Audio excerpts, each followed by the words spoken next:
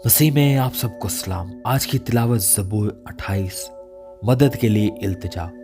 दाऊद का मज़मूर। ऐ खुदावन, मैं तुझ ही को पुकारूंगा।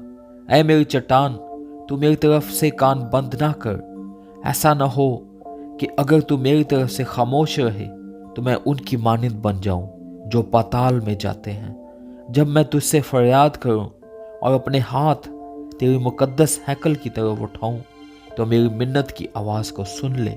मुझे उन शरीरों और बदकारों के साथ घसीट ना ले जा जो अपने हमसायों से सुलह की बातें करते हैं मगर उनके दिलों में बदी है। उनके अफालो अमाल की बुराई के मुआफिक उनको बदला दे। उनके हाथों के कामों के मुताबिक उनसे सलूक कर। उनके किए का इवज उनको दे।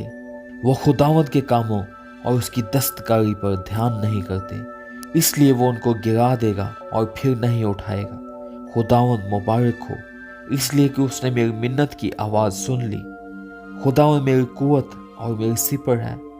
मेरे दिल ने उस पर तवक्कल किया है और मुझे मदद मिली है। इसलिए मेरा दिल नहायत शादमान है और मैं गीत गाकर उसकी सताइश करूँगा। खुदावंद उनकी कुव्वत है, वो अपने ममसूह के लिए नजात का किला है। अपनी उम्मत को बचा और अपनी मिरास को बरकत दे।